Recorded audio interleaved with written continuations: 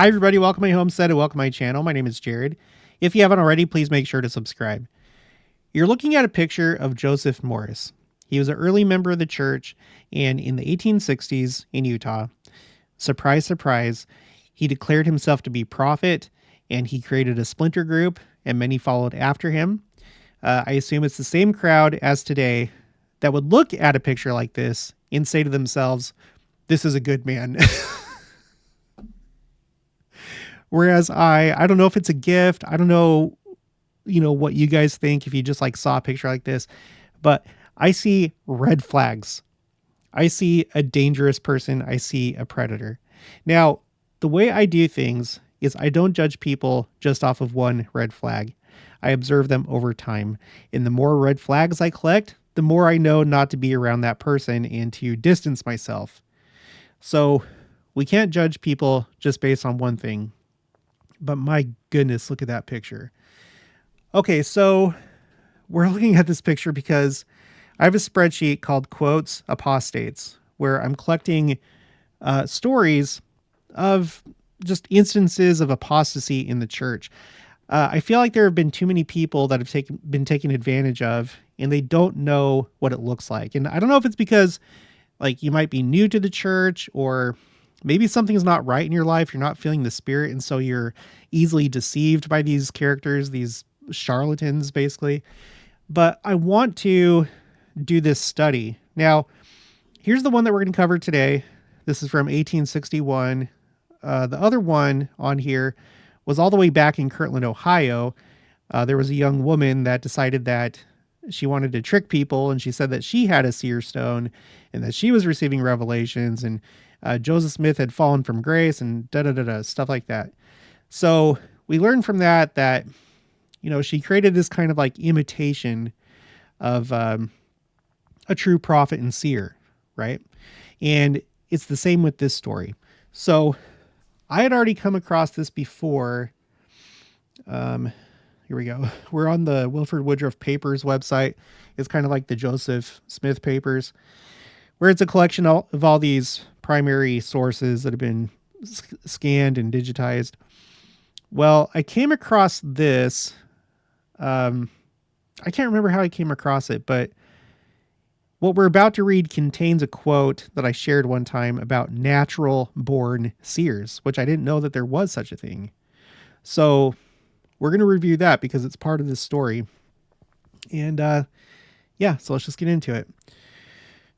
Okay, so this is a journal of Wilford Woodruff. Okay, that's who's writing this. Let me zoom in a little bit more. Okay.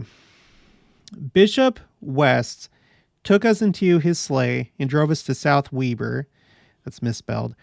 Weber, where we had an appointment to regulate the branch of the church.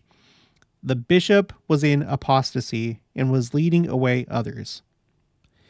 Now, this is Bishop Cook, as you can see here in yellow. This is not Joseph Morris.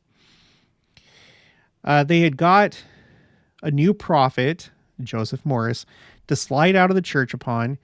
He had a large assembly of saints from other places.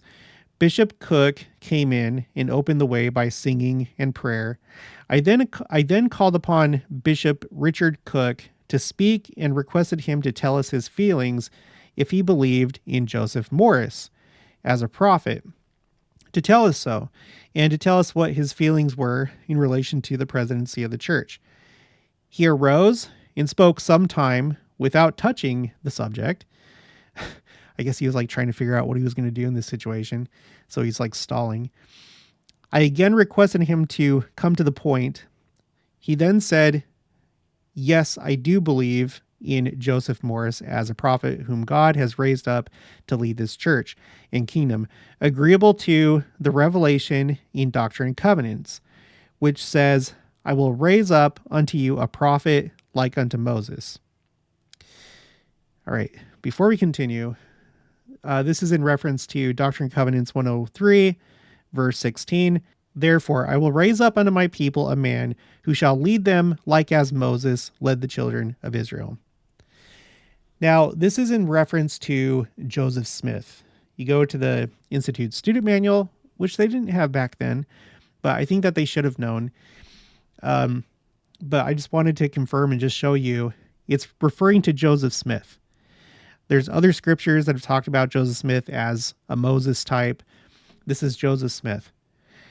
But what I've noticed, and this is something that continues to this day, is people will look for these like little mysterious phrases, something that they think that they can build a whole mythos on and come up with elaborate theories, timelines, like these like spiritual inventions, you know, where there's like ambiguity and something interesting and mysterious, and then they just take it and run with it. And that's what happened here. It happens so many times, you guys, and I'm so sick of it. And then they get a following, people that are looking for excitement, and they basically become their dopamine drug dealer by elaborating their theory. Okay, so the bishop continues. And I do not believe that Brigham Young is a prophet or has ever had any revelation or inspiration more than any sectarian priest. And I believe this church will only be known in name in 10 years unless God does raise up a prophet. When he closed, end quote. When he closed, several of his party got up and bore the same testimony. We then sent for their false prophet and called upon him to speak.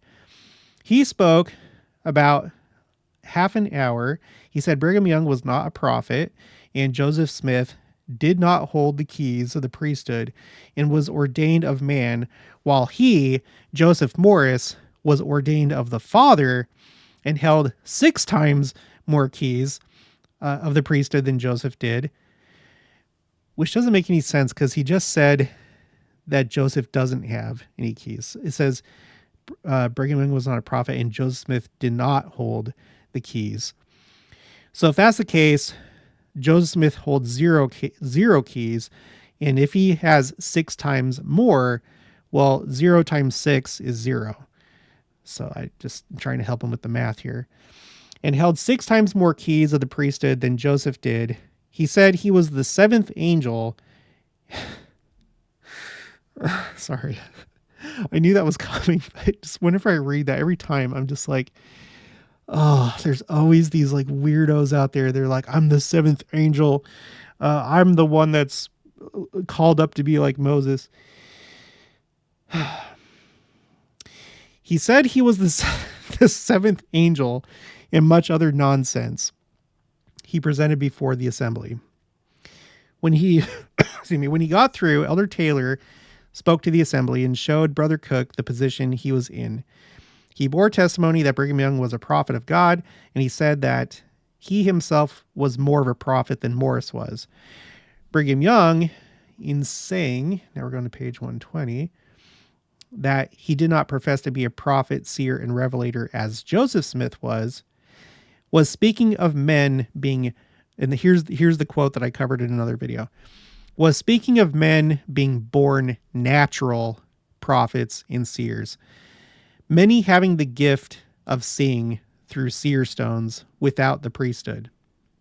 So he's talking about like a spiritual gift. And by the way, if you feel like you have that gift, that doesn't give you priesthood keys. And that doesn't give you the right to prophesy for the church or for the world. That has to be done with priesthood keys. We have our appointed runways. You can receive personal revelation, but let's be careful with this because some people would be like, oh, there's natural born seers. That's me. You guys, I'm getting revelation for everybody. No, you're not. You're not. You can receive revelation about like what job that you want to take or that you should take or who to marry, stuff like that, personal things. Okay. At all, he had not this gift naturally. So Brigham Young did not have the gift naturally, yet he was an apostle and the president of the church and kingdom of God on the earth. And all the keys of the holy priesthood and of revelation was sealed upon him, and the spirit and power of revelation was upon him daily. Let me just stop right there. So we all know that all 15 are prophets, seers, and revelators. Maybe not naturally like Joseph Smith was, but once you become an apostle, you are a prophet, seer, and revelator. And you also have priesthood keys, and only the president of the church can exercise all the priesthood keys. All right, continuing. He closed. I spoke to the people and bore testimony to the truth of what Elder Taylor had said. Morris had been cut off from the church twice for adultery in the territory. You wouldn't, I would never believe it just by looking at this picture. And he had spent about 1 year with a woman whose husband was crazy. Yeah, because, you have to be an opportunist and be a predator. I told Morris that he was not a prophet of God. Neither was he the seventh. Sorry, there it goes again. Neither was he the seventh angel. That when the seventh angel came to earth, he would not spend the first year of his mission with a woman whose husband was crazy and commit adultery with her. I showed the folly of Richard Cook, that's the bishop, I believe, and others following such a man. When I closed my remarks, Morris denied of being with that woman. Bishop West arose and bore testimony that what I had said was true. We then took all the names of the persons who professed to believe in Joseph Morris as the prophet of God, raised up to lead the church. There were 16 names given as follows, and then it lists the names. John Taylor then moved that those 16 named persons be cut off from the Church of Jesus Christ of Latter-day Saints. And I'm not going to read the last part. You can pause and read it, but let's just stop right there. Okay. Now, there's some more. There's a Wikipedia article for this splinter group called Church of the Firstborn, otherwise known as Morrisites. Okay, the Church of the Firstborn was who lasted 10 years. The Church of the Firstborn was a sect of the Latter-day Saint movement that formed as an offshoot of the Church of Jesus Christ of Latter-day Saints in 1861. It was involved in the Morrisite War, which that has its own Wikipedia article. Its adherents were known as Morrisites, and schismatic sects have been defunct since 1969. Excepting the Order of Enoch. So, okay, all right, the Order of Enoch. I can only handle so much crazy today, so I might have to save that for another time. Origins. In 1857, Joseph Morris, an English convert to the Church of Jesus Christ of Latter-day Saints, reported receiving revelations naming him the seventh angel of the book of Revelation. He wrote Brigham Young to seek recognition of his calling from the church. Young did not respond to Morris' request or any of his subsequent letters through 1860. Right, because he's crazy. In 1860, Morris began to collect followers to a group that became known as the Morrisites. In February 1861, John Taylor and Wilford Woodruff excommunicated Morris from the LDS Church, which we just read that.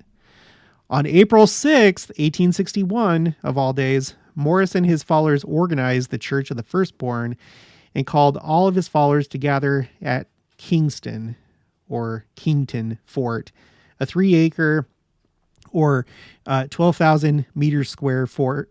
12,000 meters square fort on the Weaver River that had been abandoned in 1858. By midsummer 1861, the group had reached 300 followers. Morris told his followers that the second coming was imminent and not to bother with planting crops. They may have trampled some of the crops into the ground as evidence of their faith. I'll bet they regretted that later. The group pooled available supplies and waited at Kingston Fort. There's some other stuff here, which does make for some interesting reading. There's like a couple of paragraphs here about the Morrisite War, but there's the main article that you can go to. But it was basically like infighting. It was kind of like a conflict among themselves. It is interesting to note that like the church side, the church held the men prisoner in a small cabin to be, quote unquote, tried by the Lord when he came. I wonder how long they were there. Scattering and regathering. Although 7 Morrisites were convicted of murder and 66 others were convicted of resisting arrest, Territorial Governor Stephen S. Harding pardoned them all 3 days after being convicted. What? And the Morrisites scattered across the western United States. Ultimately, many of the members of the church began to regather in Deer Lodge County, Montana, under the leadership of George Williams, who declared himself to be the prophet Canaan and Morris's rightful successor. In January 1879, Williams prophesied that Deer Lodge County would be the site of the second coming of Christ. There's a picture here, a Morrisite meeting house in Racetrack, Powell County, Montana, with the inscription, "The Lord's House." Let's take a look at that. I kind of like that building. It's picturesque. I like old buildings like that. There's a lot of them here in Kansas. Williams was frequently away from Montana, living mostly in Salt Lake City, Utah, and England. Williams recorded many revelations that he said he received from God, and also authored St. Anne's Hill Record, which he claimed was a record of ancient origin. Schism and extinction. After Williams died in 1882, the church divided into a number of schisms, each claiming to be led by Williams' rightful successor. I'm starting to see a pattern here. The largest group, based in Montana, was led by John R. Early, who renamed the Church of Jesus Christ of Saints of the Most High. That's like a common thing right there. So first of all, like the schisms, but then even like the main branch in this case, rebranding, changing names. I feel like I've seen that a lot of times. By the 1950s, most of the members of the church had died, and it was officially disbanded in 1969.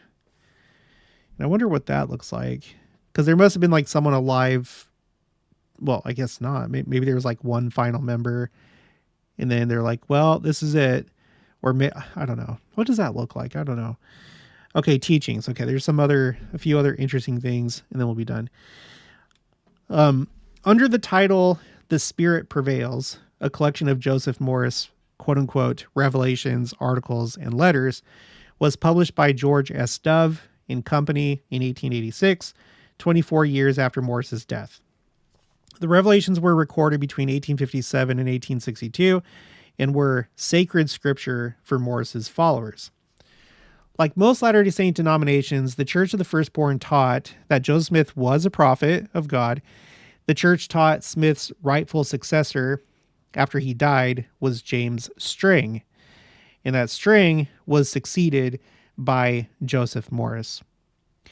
Okay, at this point, we need to take a little tangent, and some of you already know String and the Stringites. Okay, here he is. Although his long-term doctrinal influence on the Latter-day Saint movement was minimal, several early members of String's organization helped to establish the RLDS Church, now known as the Community of Christ, which became and remains the second largest Latter-day sect. Okay, so Morris, for him, it goes Joseph Smith and then String and then Morris and the Morrisites. And then you had this thing that fell apart, which part of it became Community of Christ. It's just, it's fascinating. Let's see. What set the Church of the Firstborn apart from the majority of Latter-day Saint sects was its belief in reincarnation. Called, quote unquote, baby resurrection. Oh my gosh. This is a joke. Called, quote unquote, baby resurrection by the church, Morris and Williams taught that reincarnation was taught by Joseph Smith and that most other Latter-day Saint sects were in apostasy for rejecting those teachings.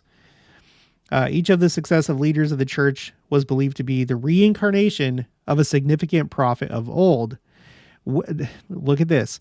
With Joseph Smith being with Joseph Smith being the reincarnation of Mormon and the Apostle Paul, Joseph Morris was the reincarnation of Moses, which, yeah, that makes sense because we just read over here. That's where they were like, no, look at Doctrine and Covenants where it says, I will raise up one of you to be a prophet like Moses. So Joseph Morris is like, yeah, that's because I am Moses. I am the baby reincarnation, or sorry, the baby resurrected Moses. Okay. And George Williams was the reincarnation of Canaan. So yeah, that's where he got that name from. Morris prophesied that Jesus would be reincarnated and born to an Arab in Jerusalem in 1909. And some have identified Dr. Dahesh as the fulfillment of that prophecy. So this, oh gosh, I don't know if I'm going to make it to the end of this video. Okay, here's Dr. Dahesh, otherwise known as the baby resurrected Jesus Christ. Although he referred to himself as the Astounders or Astonisher. He was a prolific Lebanese author and purported work of miracles. By the age of 21, he had adopted the name Dahesh, Arabic for Astounders or Astonisher. So yeah, that's some pretty strong evidence there. Okay, and I think this is the last thing.